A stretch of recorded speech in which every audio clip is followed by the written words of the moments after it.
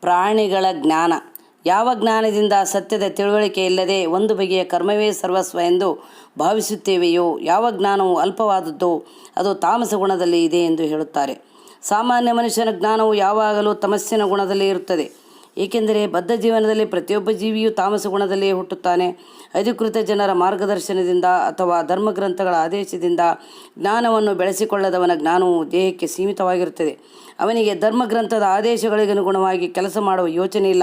ಅವನಿಗೆ ಹಣವೇ ದೇವರು. ಜ್ಞಾನವೆಂದರೆ ದೇಹದ ಕೇಳಿಕೆಗಳನ್ನು ತೃಪ್ತಿಪಡಿಸುವುದು. ಇಂತಹ ಜ್ಞಾನಕ್ಕೂ ಪರಮಸತ್ಯಕ್ಕೂ ಸಂಬಂಧವೇ ಇಲ್ಲ. ಇದು ಸ್ವಲ್ಪ ಹೆಚ್ಚು ಕಡಿಮೆ ಸಾಮಾನ್ಯ ಪ್ರಾಣಿಗಳ ಜ್ಞಾನದಂತೆಯೇ ಇದೆ. ತಿನ್ನುವುದು, ಮಲಗುವುದು, ರಕ್ಷಣೆ ಮತ್ತು ಮೈಥುನ ಇವುಗಳ ಜ್ಞಾನ. ಇಲ್ಲಿ ಇಂತಹ ಜ್ಞಾನವನ್ನು ತಮೋಗುಣದ ಉತ್ಪನ್ನ ಎಂದು ಹೇಳಿದೆ. ಎಂದರೆ ಈ ದೇಹದ ಆಚೆಗಿನ ಜೀವಾತ್ಮವನ್ನು ಕುರಿತ ಜ್ಞಾನವನ್ನು ಸಾತ್ವಿಕ ಗುಣ ಎಂದು ಕರೆಯಲಾಗಿದೆ. ಪ್ರಾಪಂಚಿಕ ತರ್ಕ ಮತ್ತು ಊಹಾತ್ಮಕ ಚಿಂತನೆಗಳಿಂದ ಪ್ರಮೇಯಗಳನ್ನು, ತತ್ವಗಳನ್ನು ಸೃಷ್ಟಿಸುವ ಜ್ಞಾನವು ರಾಜಸ ಗುಣದಿಂದಾದದ್ದು. ದೇಹವನ್ನು ನೆಮ್ಮದಿಯಾಗಿಡುವ ಒಂದೇ ವಿಷಯಕ್ಕೆ ಸಂಬಂಧಿಸಿದ ಜ್ಞಾನವು ತಾಮಸ ಜ್ಞಾನ ಎಂದು ಹೇಳಲಾಗಿದೆ.